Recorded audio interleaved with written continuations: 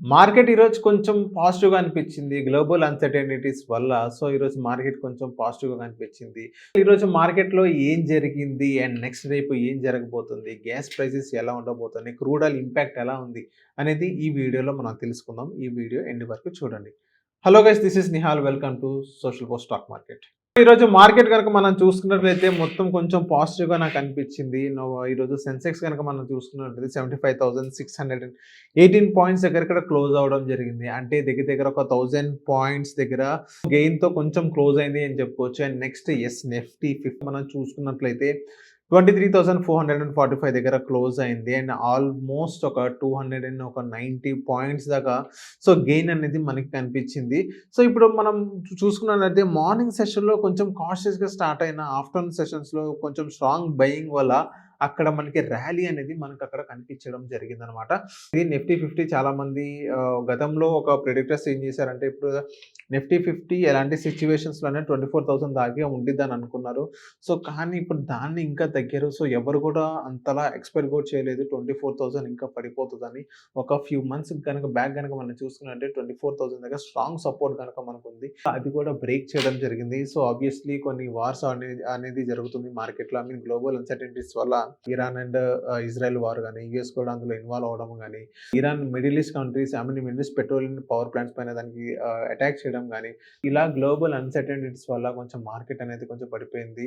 And next straight of hormones కూడా అక్కడ వాళ్ళు ఆపేయడం జరగడం వల్ల ఇక్కడ గ్యాస్ కూడా మనకి చాలా ఇబ్బంది అయింది. ఇప్పుడు కొంచెం ఫ్రీ అయిందని అంటున్నారు. ఆబ్వియస్లీ ఫ్రీ అయింది, కానీ ఒక బ్లాక్ మార్కెట్‌లో 5,000 నుంచి 8,000 వరకు బ్లాక్ మార్కెట్‌లో నడుస్తుంది గ్యాస్.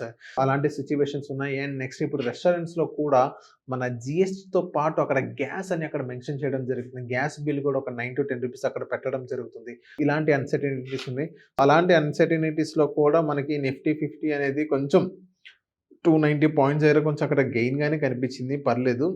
అండ్ నెక్స్ట్ ఇప్పుడు గనక మనం చూసుకున్నట్లయితే బ్యాంక్స్ గనక మనం చూసుకున్నట్లయితే పిఎస్యు బ్యాంక్స్ అనేది కొంచెం పాజిటివ్ సైన్‌లో మనకందరికి కనిపించడం జరిగింది.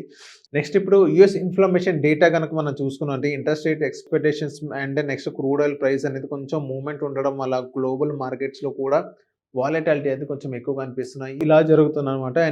అండ్ రేపటికి సపోర్ట్ అండ్ రెసిస్టెన్స్ ఎలా ఉండబోతున్నాయి నా ప్రెడిక్షన్ ప్రకారం గనక మనం చూసుకున్నట్లయితే, సో నిఫ్టీ సపోర్ట్ లెవెల్స్ వచ్చేసి ఒక 23,300 నుంచి 23,200 వరకు మనకి ఉండబోతుంది. అండ్ నెక్స్ట్ ఇప్పుడు రెసిస్టెన్స్ లెవెల్ గనక మనం చూసుకున్నట్లయితే 23,500 నుంచి 23,600 ఇది నా అంచనా ప్రకారం అలా ఉండబోతుంది.